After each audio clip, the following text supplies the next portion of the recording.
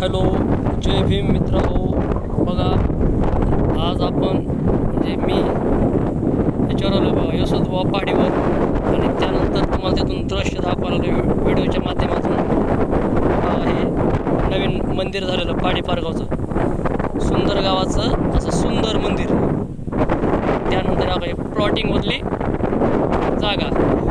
पहिले जुन्या काळी आमच्या वडिलांच्या काळी, लग्नाच्या टायमाला वडिलांच्या, त्यावेळेस तिथं झोपड्या होत्या.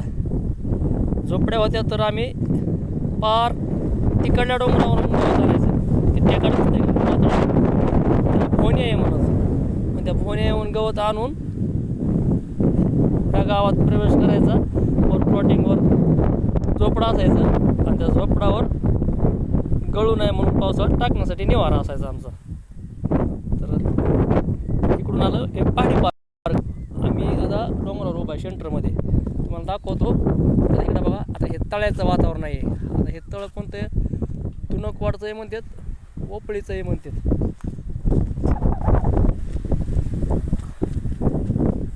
तुनकवाड, ओपळी, इकडून आहे तळ. वरून आता 5G कॅमेरा क्लिअर नसल्यामुळं व्यवस्थित काही दिसत नाही आहे. आता आपला ब्लॉग हा मोठा होणार आहे, आणि फेमस यूट्यूबर बरं का इथे बसलेत आराम करीत. पाठीमागून दाखवलं तुम्हाला, सुनील मस्के असं त्यांचं नाव आहे. Famous YouTuber Sunil Maske. ते माझ्यासोबत आलेले आहेत. तर आम्ही आलो पहाडीवर, म्हणूनच गावाचं नाव हे पहाडी पारगाव ठेवण्यात आलेलं आहे. सगळा आखा पहाडी इलाका आहे. अलीकडून डोंगरानं गुपलेला आहे, पलीकडून डोंगरानं गुपलेला आहे, आणि आतमध्ये सेंटरमध्ये गाव आहे. तो रस्ता दिसतो का, ते रस्ता स्टेट सरळ तिकडून बीड मार्गे जाणार आहे. मग आलो तर बघा, आपण आता एक मुसलमानाचा देव म्हणून ख्याती म्हणून यशोदबुवा ह्या देवस्थानाकडं आपण म्हणजे मी निघालेलो आहे. आता मला एवढं काय बोलायची ॲक्टिव्ह नाही, तरी पण मी बोलण्याचा प्रयत्न करतो आहे तुमच्याशी. कारण माईक पुढं आणि स्टेजवर आपण केव्हाच बोललेलो नाहीत ना, त्याच्यामुळं आपल्याला बोलायचं प्रमाण कमी आहे. बघा, यशोदबुवा देवस्थान म्हणजेच पीर असं म्हणतात.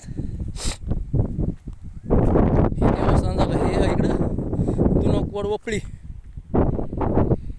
आता 4:30 टाईम, 4:40 झाल्यात.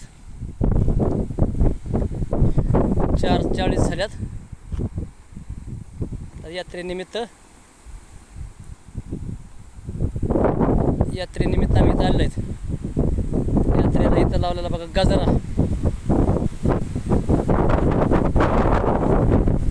पिरापशी पीर बाबा, मुसलमानांचा देव. मुसलमानांचं आमच्याकडं देवस्थान आहे, ते मंदिर ह्याच्यावर. आता इथून म्हटलं तर हा मुसलमानांचा देव झाला. आणि ते जर तुम्हाला तिकडं दाखवायचं म्हणलं, तिथं बरोबर तिथं मांगोबाचा दर आहे, आणि मांगोबाचं तिथं देवस्थान आहे. असं आहे, तिकडं मांगोबाचं देवस्थान आहे. जवळपास तुम्ही बघू शकता मी किती उंचावर आलो असन.